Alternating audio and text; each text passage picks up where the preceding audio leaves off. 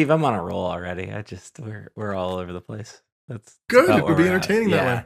Yeah. that's right. That's right. You got a tie-dye shirt on under there? Is that what you Yeah. I think it's older than you too, said? Okay. probably, honestly. I just respect that. I It's just from was. lining soccer fields, whatever. So Okay. All those days. Um, Hi Steve, how are you? wonderful. How are you? Wonderful. Great. I'm good. This is the Stuff Summer Says podcast Steve. with Steve. Steve, we got a lot to talk about. I almost forgot one of the things that we needed to talk about today, which we adjusted on our rundown, if you will. I think is the best way People to will say never that. notice.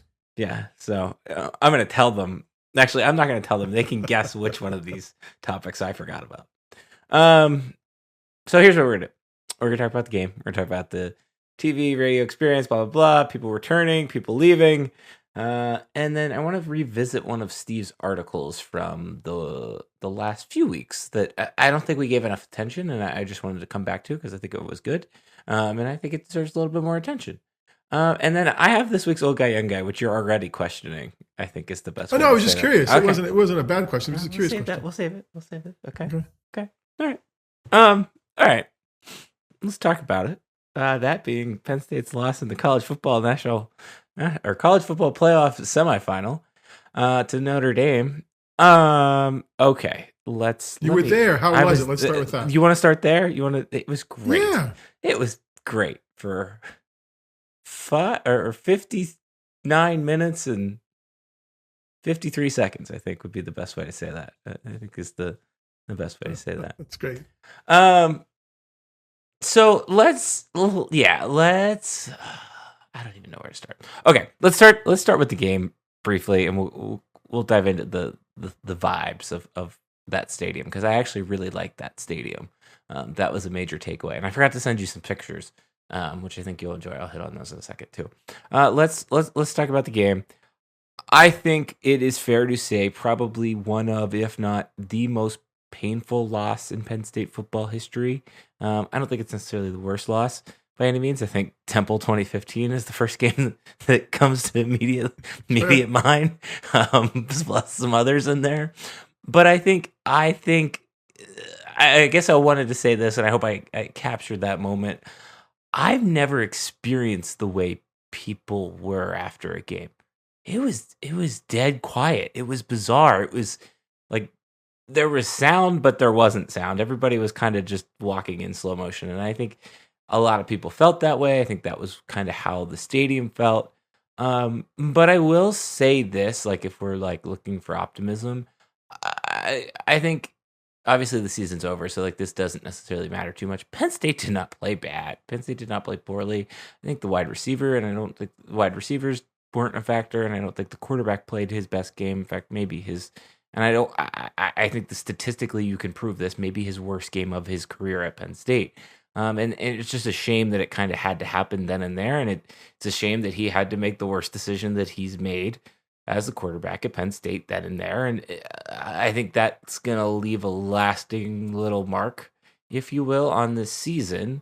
But one of the reasons why I didn't want to discuss this season, like, and what this season meant, first off, we're going to do a survey like we usually do, but I also just kind of want to, like, let things breathe a little bit, I think would be the best way to say that. And I think once we kind of give this a little bit more time to air out and breathe and rejuvenate ourselves here, and maybe some of the news today also helped with it, I think we'll look back on this season and feel pretty damn good about where Penn State was at. Yeah, I mean, I think they were right there, and I think in so many of the other ways that they've been right there, and I think this is what I'll write about this week, this was the closest right there that they've been, and it felt different that they were right there. Like, it kind of answered the question of like I thought James Franklin called a perfect game. Like I think the offense was a good game. I think the defense played really well. Two slips really just kind of cost them a touchdown. I think that kind of answers I thought for as much as people harped on James Franklin for being a bad in the moment big spot coach, I thought he was good there, and it kind of just boiled down to a couple players, a couple plays going the wrong way, wrong decisions. Long story short, is that good? How long did it take you to get there? To what you just said, because you could not have said it after. No, because after the game you could only do one sentence at a time. Like there were no paragraphs in what you wrote. It was one sentence emotions, right? So how long did it take you to get this? Saturday ish. What was the game? Thursday, right? So 48 hours. Yeah, 36. It was. I think there was such a, for lack of a better term, it's such a shell shock to seeing that collapse play out that way, particularly in person, that it was just like, and I think it's a little bit easier. Anna and I were talking about this. Like, she thinks I'm just a lunatic when I watch a game on our couch, because I'm in the privacy of my home. I can let my emotions flow a little bit more. When I'm in public, I try to reserve them. And I think Anna, to a degree, is probably a little less reserved when she's in public, and less when she's sitting on the couch. And I think that just made me, and I don't know, it was a lot. And that's why I would say, like, it's the first multi-day grieving loss I've experienced in quite some time. Okay. Fair? Yeah, I mean, I think the 2015 comparison in terms of worst loss, like there's a difference between worst loss and this was painful loss. Right, and this felt more costly, right? Like, because you were within reach of something that mattered, right? So at least it felt like you were within reach of something that mattered. And yeah, like it was, it was all the things. It was a great game to watch, right? There were ebbs and flows and ups and downs, and there were. And I was listening. So like we'll talk. I went back and watched it, but I was listening to the whole thing back and forth on a drive. And I got I got Steve and Jack instead of the Sirius. I got the Sirius Steve and Jack on the channel I was on. And I could tell I after 25 seasons with them, right? I could tell Drew was playing not well by what they weren't saying, which I love, right? Like they would be like, "Oh, well, that throw wasn't really, well, I don't know. Singleton could have had that catch. I don't know." And then they talk themselves out of like the touchdown, which should have been a touchdown there on his hip. So yeah, like I get that. Like it would have been a sucky one to be in person for, no doubt about it. I mean, I think in terms of watching, I'm sure there's people who are still struggling with it, but it's a little more easy to be dispassionate when you're not there right on top of it. No, I think that's a good way to put it. No, I think there's just like a couple plays that go a different direction here or there, and they're more points, there are more first downs, less time on the clock, yada yada yada. And I think that's kind of what it boiled down to. But it's frustrating. I think what made it more frustrating was the fact that it's really going to put a damper on what became a very special season. And I think particularly that happened probably over the course of the last month. I think, go ahead. It was unexpected, like 2016. We talked about early in the season, like 2016 was unexpected the whole way. This felt unexpected at the end, even if you were moving the goalposts for what's a big game and what you got to do, right. So yeah, I get that. Yeah, I mean, I do think whether it's any number of factors we can go to, whether it's I don't know. Like if we were an SEC school, I still think people would be more angry at the coach than we are, right? Like than some fans are. Like it just feels like here there's a level of forgiveness, and maybe it's an age thing, and maybe it's what I'm consuming. Okay, pretty good season. Should have done some things better, but they didn't coach that bad. They're okay. I think if people are talking about big game losses someplace else, the seat's still pretty hot. Not that it's not hot now, but the seat's still pretty hot at some other school for whatever reason. I don't know. It just feels like that the Penn State fans are generally forgiving bunch, and maybe a good big picture bunch. Maybe it's that. Maybe it's that. Hey, the 13 wins. They played really well. It was a couple little things. Sometimes you win, sometimes you lose. I don't know. I don't disagree with that, but I also don't agree with it either. I don't know. I think there were a lot of people pissed off at James Franklin on Thursday night, and I don't know that I we've talked about this like on this podcast, and I say we, I mean people listening to this podcast that have listened to this podcast for last few years. Like we're definitely more on the lack of a better term liberal side of James Franklin forgiveness. At least I am. And so I'm going to see it that way. But I think when I don't know. It was very tough to look at that loss and say that's on the coaching staff. For the most part. And so I think that's why I would say I don't know that I saw a lot of people still pissed off at James Franklin, and I didn't agree with those people more than I would have Ohio State game. Like the Ohio State game is on James Franklin. They did not call the right plays. I think the Oregon game, I don't know what happened in the Oregon game. This one was, I hate to say it, but it's okay to say it now because they're getting paid in some ways too. We can debate that some other day. It was on the players. Like it was on players, or it was on plays not being executed well enough or the right way. Yeah, no, I think that's fair. And I think you're right. Like we can go there some other time. Yes, I think there's a responsibility I think it's okay to say they played poorly and didn't execute. Like, I think that's okay. There's things you can't say. You can't say, oh, well, this person should, whatever, go jump in a lake or, whatever else. But I think that's fair criticism. And I think that's the other interesting thing to me about the fan base that I've seen in some places. One person on social media, for me on Facebook, friend, picture of Drew's face and the frustration. And look at that face. That's just a 20-something-year-old kid. Saw that. Clearly keeps that. Yes, but I'm paying 18-year-old kids who were in the military much less than that to protect my safety and my borders, right? Which are more meaningful things. This kid's making six figures. It's okay to say he played poorly. I'm not saying he sucks or shouldn't be here or whatever else, but that's part of the deal anymore. And I think that's an okay deal just because he's an adult. Yes, I know not 26 years old is male, brain, fully mature. But I'll get what you're saying because I think about that. And I think even with a college football player, I am more forgiving with a freshman than I am a senior. Sure. If that makes sense. No, I agree with. I think that's fair. All right, I had a thought there. Hold on, let me think about what you said. No, I think that's. Yeah, because and I think that I don't know what I was gonna say. There's a line between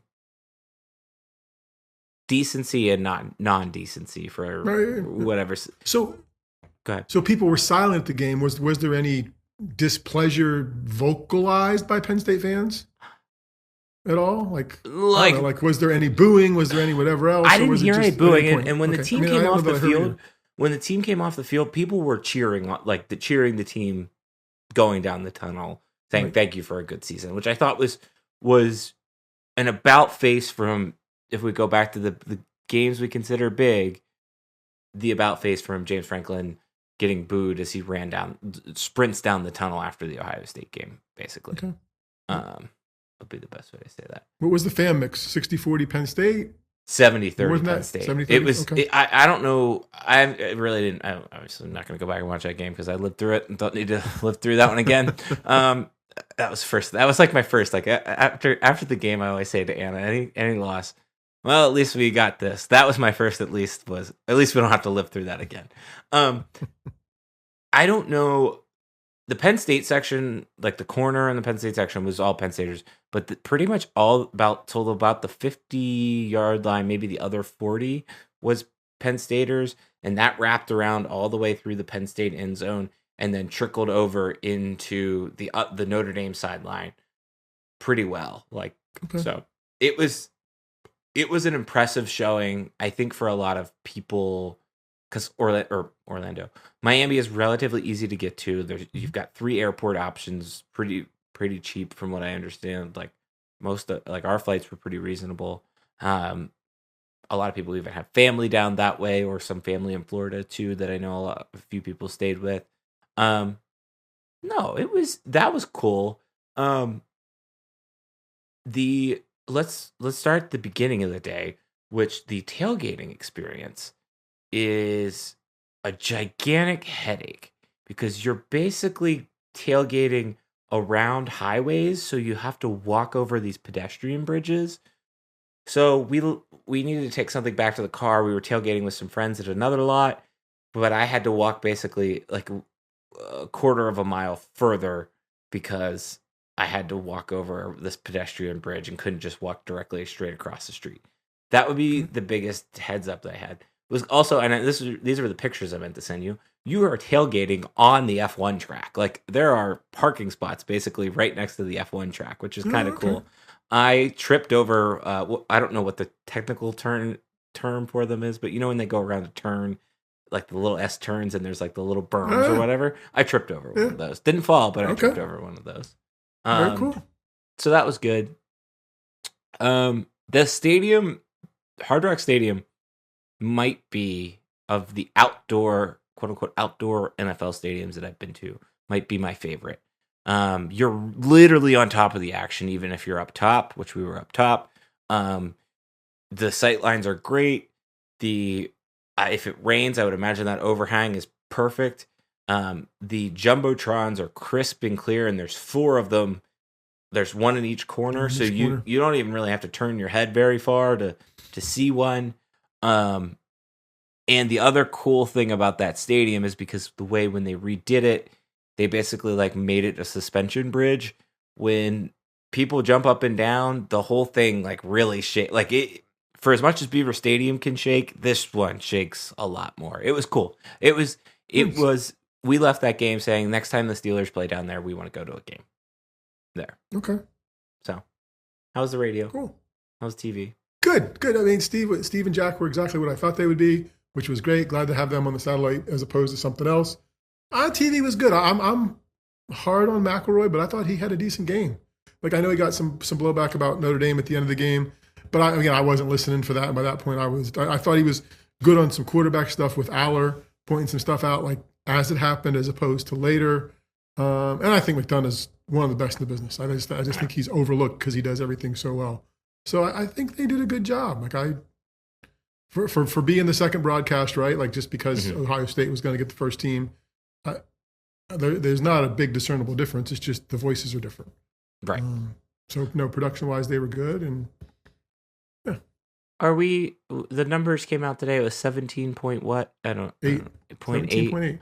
Are we surprised? Because that's allegedly low considering what the semis were last year, or lower than what the semis were last year.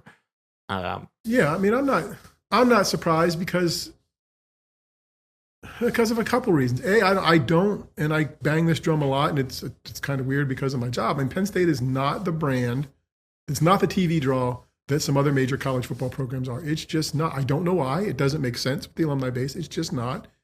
And Notre Dame, while a national program, if you're going to say on one hand that Penn State draws because it's big alumni base, you're going to assume that Notre Dame's alumni base is much smaller than Penn State's. Right? It's a smaller student body, smaller alumni base. So that was interesting, and kind of why I was asking about fans in person.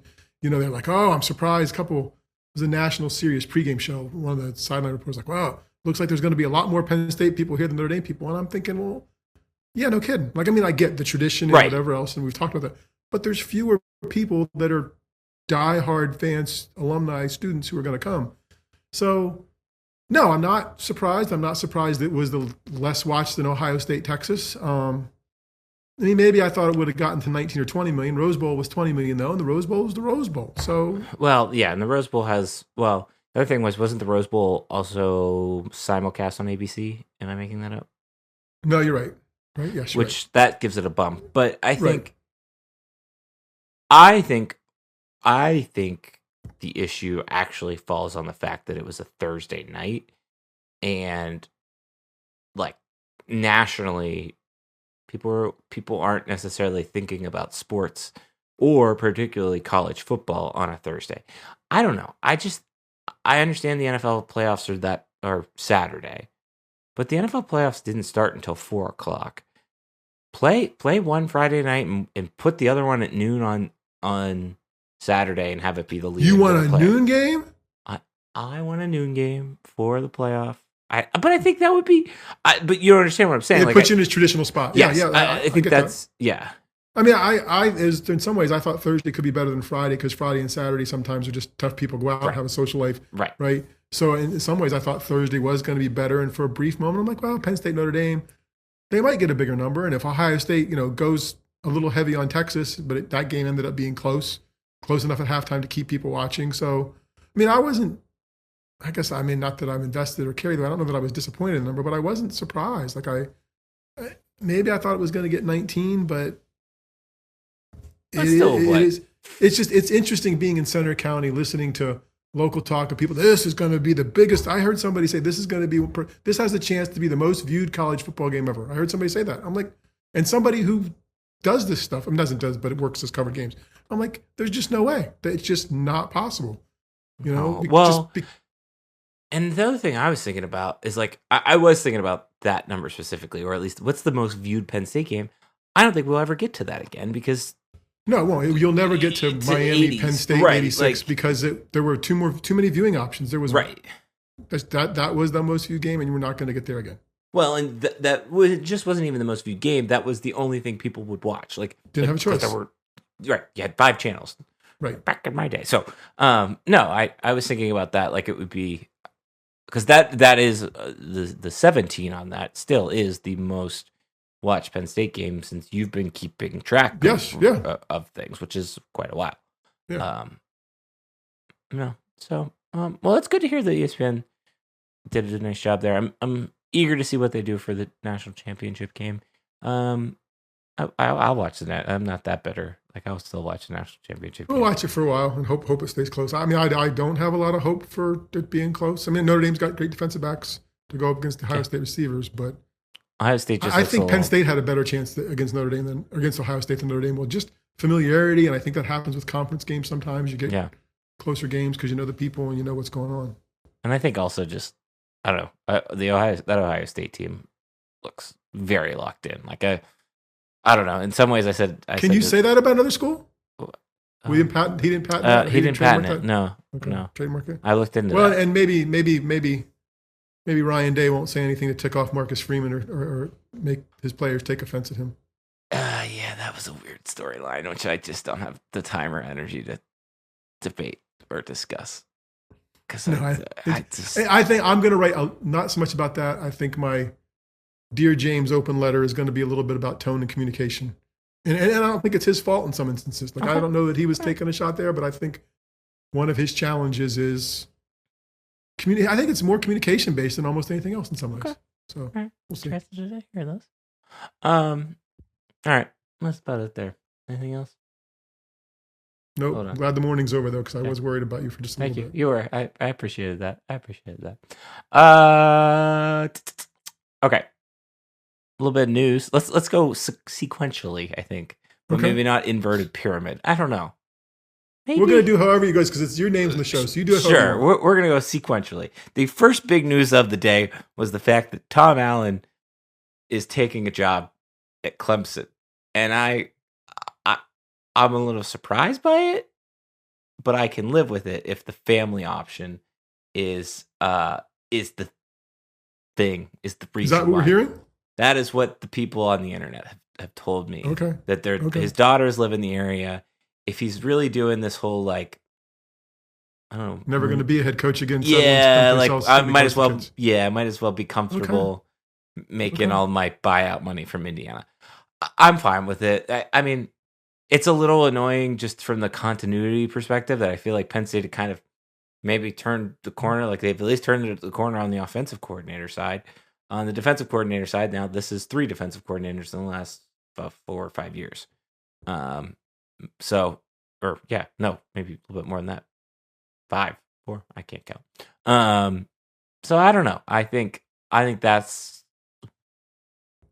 And that was big news. That was that was an off season's worth of news. Right. Before noon. Right. Before noon. And then all hell broke loose in terms of players announcing they're coming back. So for those looking for this information, there's now a roster moves. I wanted to call it transactions just to really rile Steve up because I'd have been okay with that. They're getting paid. Make it that. There you go. There it is. Today we found out really the 3 of the 3.5 biggest players that could be coming back are coming back. Nicholas Singleton, Katron Allen, and then denied Dennis Sutton. I have to say, like, maybe if for those that were still in mourning, just needed a little bit of slap in the face to wake out of it. I think this at least helped. I was happy to see that Nicholas Singleton decided to come back. I was surprised to see that Kaytron Allen came back, and I'll be honest, I was a little bit surprised that the DDS decided to come back.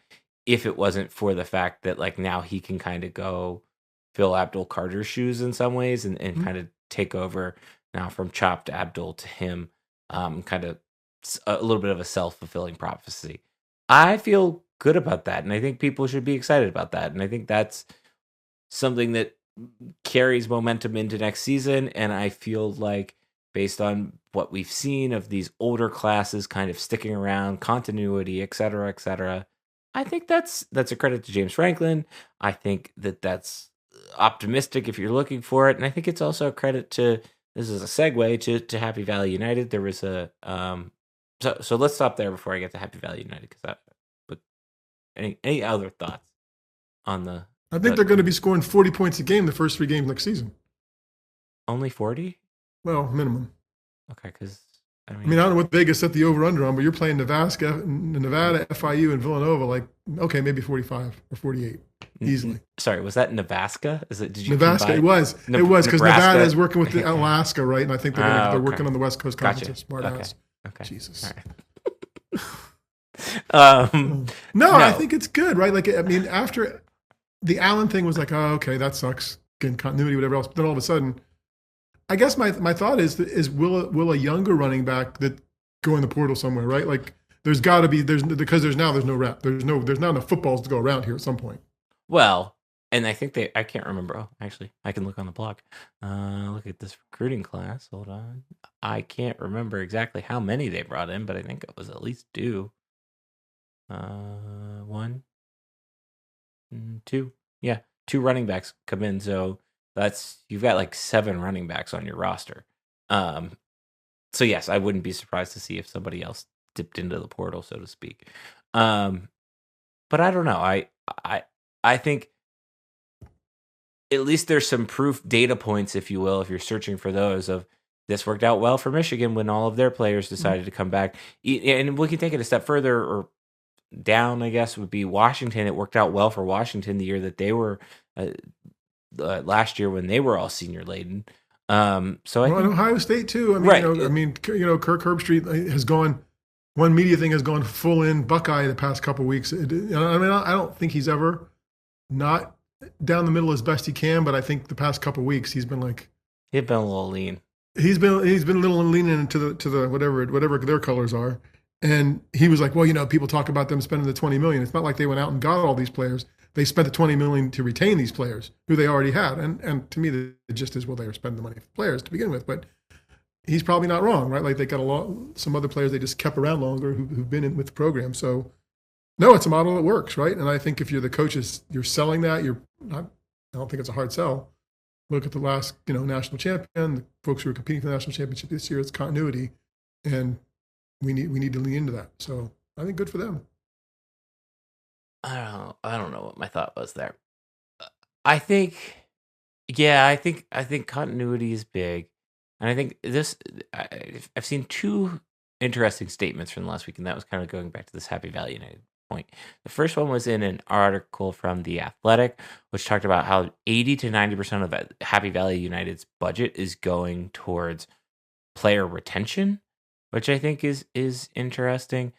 The other thing that caught my attention from a sportsbusinessjournal.com article about really all 4 of the semifinal teams, but Penn State was kind of heavily focused. There was this quote, and I think this kind of speaks to maybe between this quote and then seeing what's happening, the warming appetite that we're kind of continually have seen, and I think have seen it grown this past season. And for as much as we've picked on Happy Valley United and the whole NIL process, I want to make sure that we give it its flowers. The quote was, Penn State, we need the masses in the scale to compete with everyone at the highest level, said Jen Faring, general manager of Happy Valley United, because we don't have a Phil Knight, we don't have the Tysons, we don't have Dave Portnoy, we don't have Larry Ellison. We need to motivate and get the masses to take action, and we've brought some new people into the fold that run big businesses that are really interested and motivated to get Penn State to a level that we all want to stay at. I think that quote is interesting for 3 reasons. Number one, I think it's funny that Dave Portnoy is in here compared to Larry Ellison, one of literally the richest men on the planet. But that's just a side note.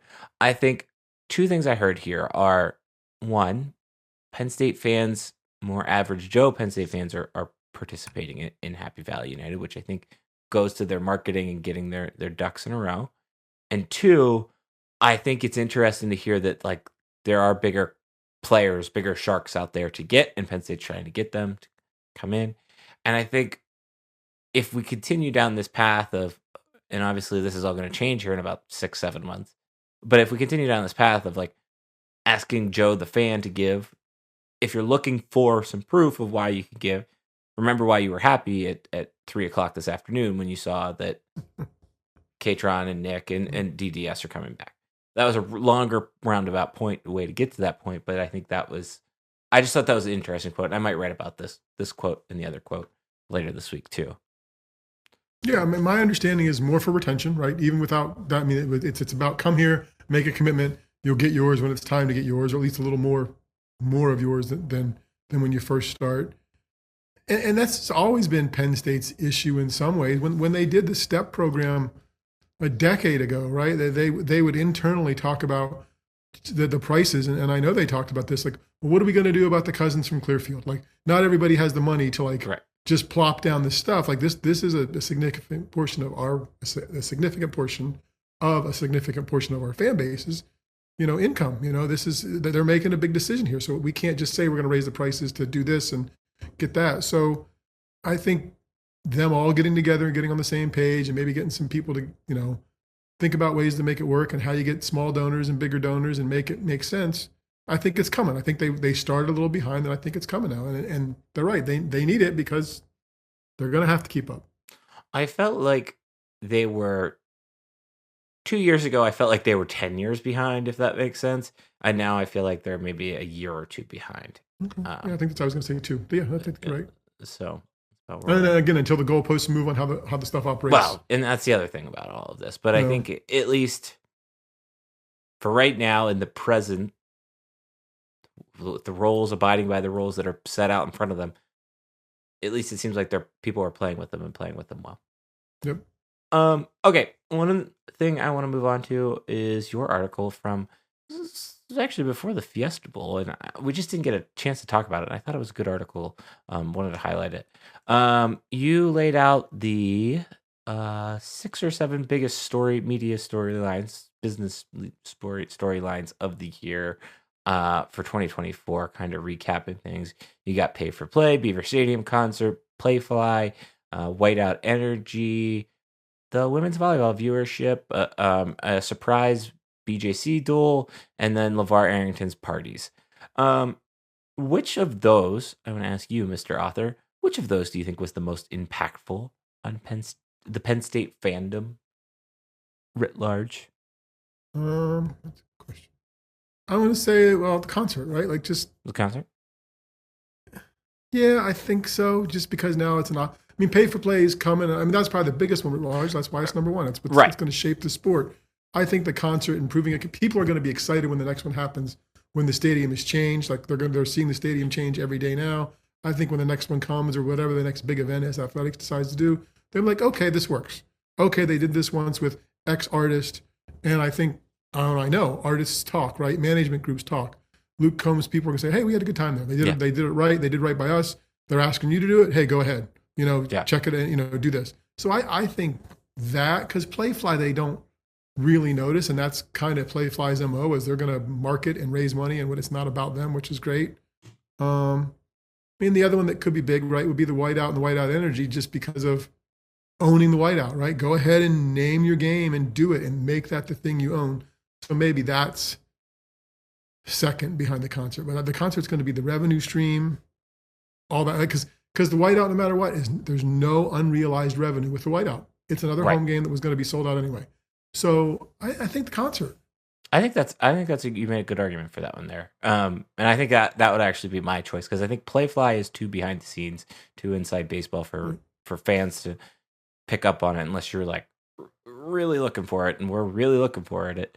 I am interested on the Whiteout Energy, just how many times that card can be played in terms of will people care Yeah, I about? don't think it's an every year thing. And I don't think it is. I don't think it is. I think next year's schedule, going back to what we were just talking about, is pretty clear. Moving kudos forward. to athletics for capitalizing on whiteout energy, and for I think what they did with the playoffs. I mean, again, most of it was CFP's presentation, Right. but even the Beaver Stadium, we talked about this briefly. The press box felling. Like, I think the ancillary stuff they've done well. They did well this past season. I agree with that. I think so too. Yeah, no, I think so too. All right, so let's spin it forward. What you have looking ahead to 2025? Obviously the stadium. You mentioned maybe a NCAA tournament run by the basketball team. We'll see about that one. Whoops. We could eat crow on that one. That's fine though. Probably another wrestling national championship. Is, to me, the biggest one is the stadium and what happens with the stadium and everything kind of coming down the pipe there. Yeah, and I think the renderings they got, they must have been listening, right? The renderings the day after we talked about it for you, to kind of like say, hey, this is going to look like.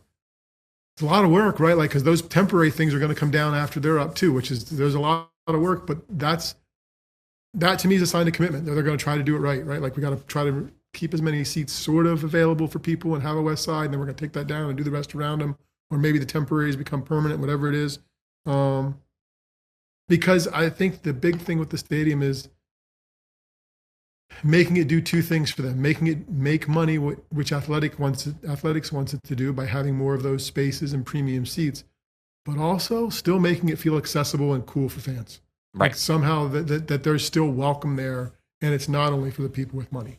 And I think that can be done. I think it happens lots of places, but it's just how you do it, and hopefully they'll do it well. And I think part of that is the messaging, and I think we've talked about this really back in the spring. Like, there was a lack of communication coming from the athletic department and the athletic director, and it wasn't good for average fans. And I think that made a lot of people anxious, and that's why when it was very nice to get a very detailed email about here's what's happening with your seats for next year, and here's the options that'll be available to you, and for the people that are going to be displaced, here's what that's going to mean for you. Like, I think that goes just back to like some simple and clear communication on all of this stuff solves so many problems, and it won't be as bad if you can articulate it well.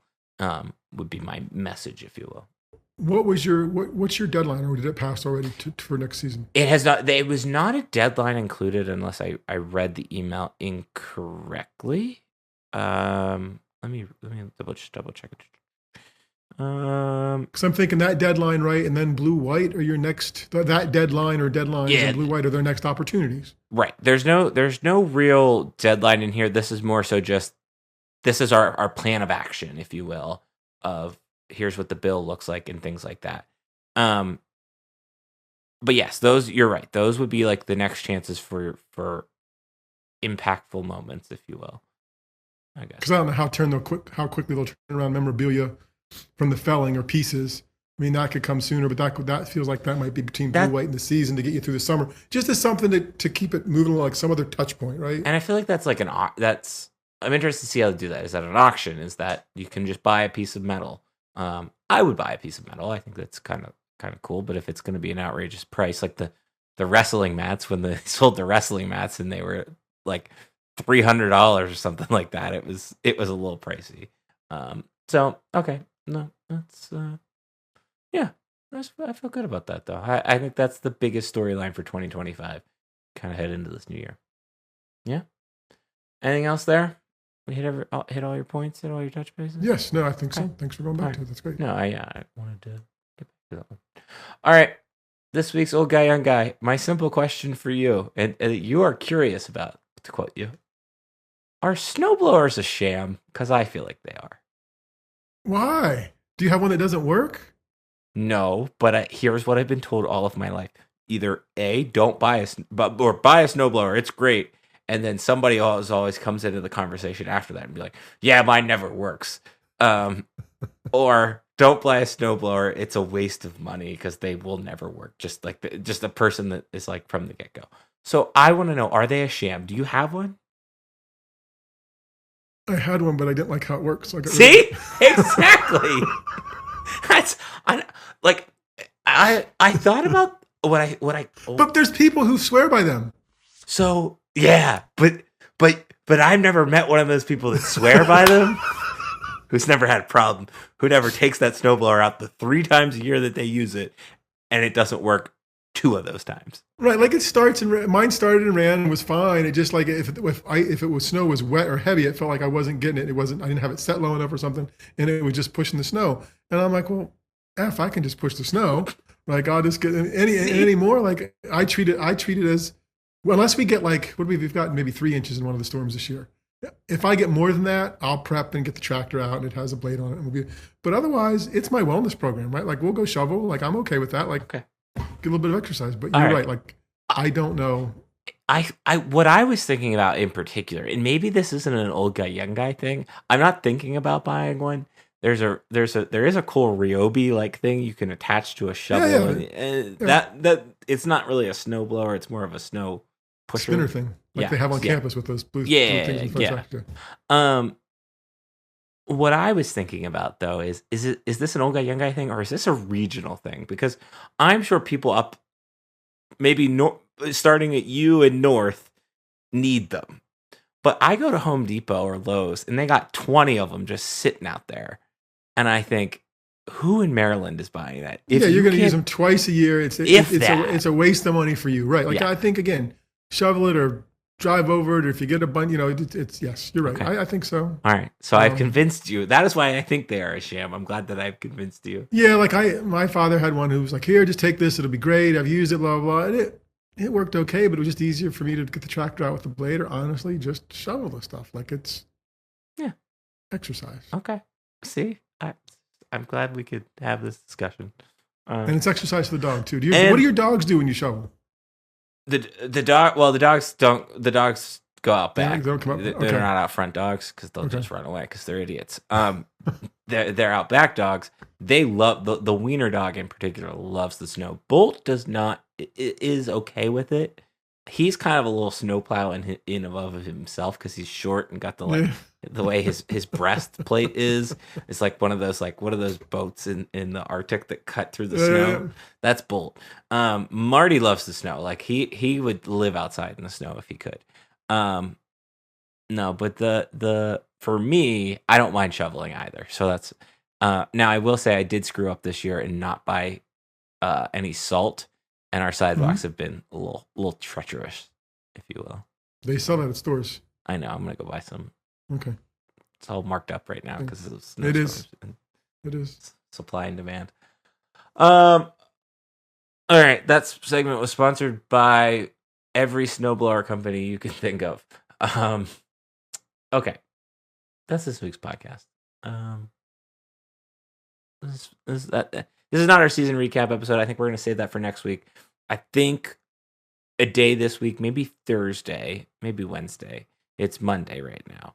I will put out our end of year survey. We'll ask you some questions about the team, ask you some questions about the media, see how you feel and care about all of those things. Eager, hopeful that you will submit some answers there.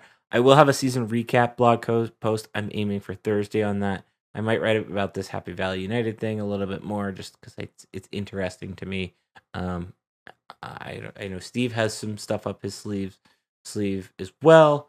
Yeah, that's kind of the lay of the land.